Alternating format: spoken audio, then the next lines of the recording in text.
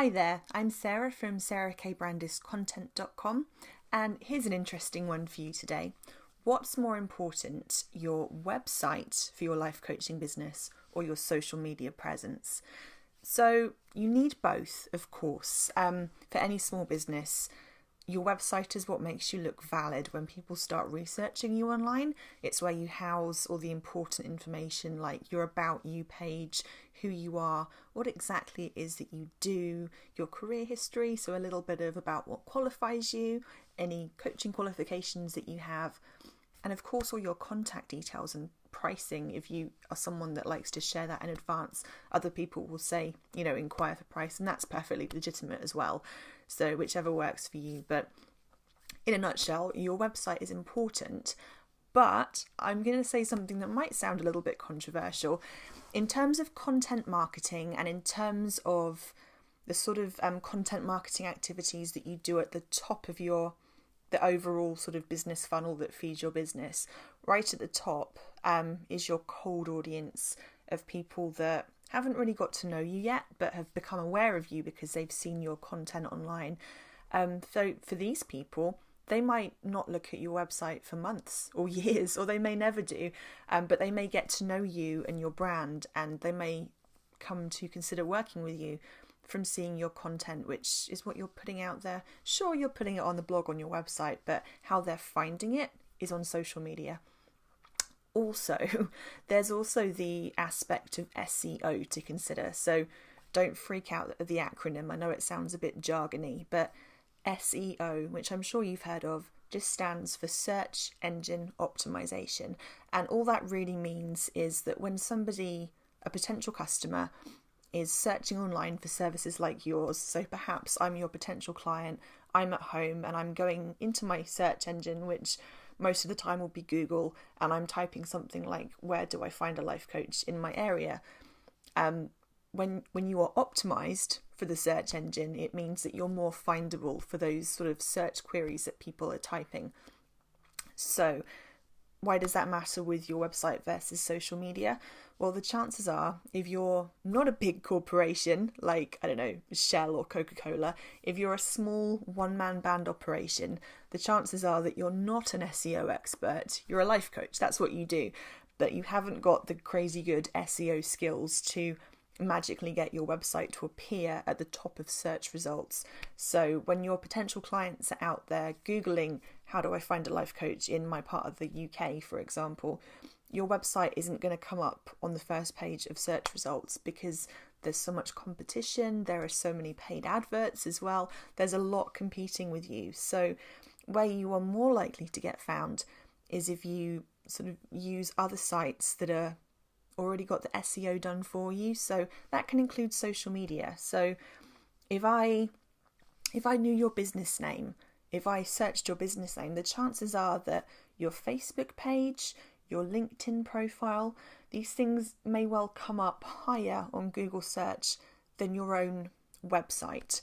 So yourcoachingbusiness.com is going to be lower in the search engine results just because it hasn't got that SEO capability behind it. It hasn't got an SEO wizard building all that magic into your website for you. But Facebook is an incredibly popular website, so your page on Facebook may well come higher in the search engine results. Maybe the case for LinkedIn as well. So this is sort of the basis of my argument for why social media is going to be a bit more important to you growing your coaching business than your website. Yes, your website's important. Yes, it's often further down the business journey once people have found you on social media, up here at the top of your big funnel in the cold audience land that they first come to you in. They're going to, over time, get to know you a bit, warm up, become your warm audience. They might join you in a Facebook group, for example.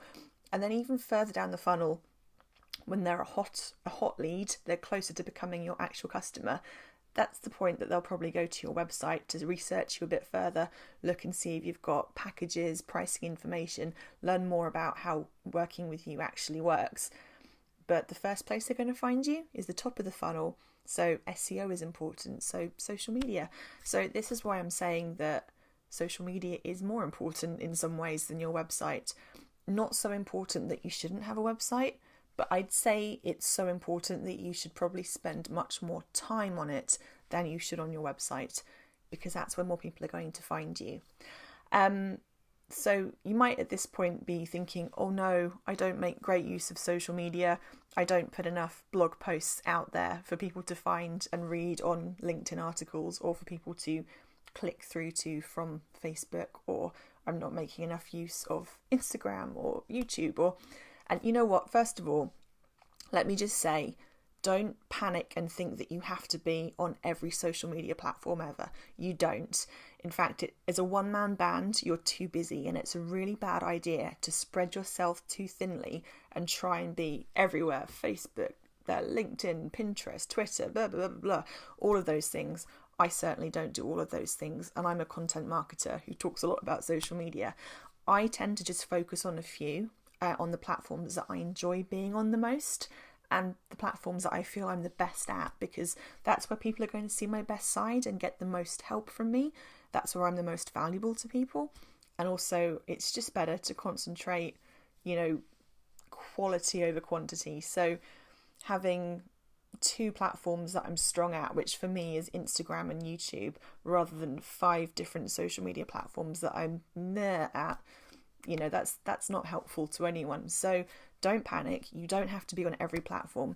Pick maybe 2 that you really like and just enjoy them. Embrace the fact that that's your medium. If you're great at Pinterest, rock it on Pinterest. Go for it. If you're great at video, then put videos on Facebook Live or Facebook pre-recorded videos and YouTube. Just really focus on your strengths. And the other thing to say is, don't overly stress about having to create tons of original content to be putting on social media. You can actually recycle and upcycle a lot of what you already have.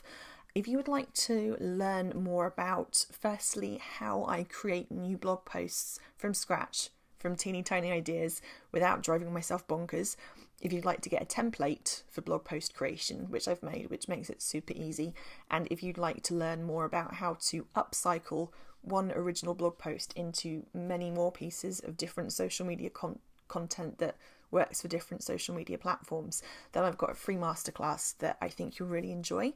I recorded this with one of my colleagues, Dr. Andrea Pennington. We do a lot of content creation together for her business, Make Your Mark Global.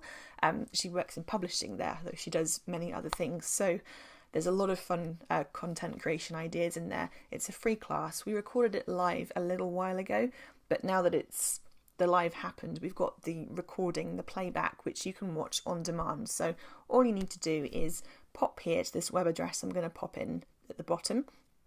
Literally just sign up. I'm not going to spam you. I'll just send you the occasional helpful video like this one. And you can just go straight into the content masterclass, learn how I do it, and make your life a lot easier.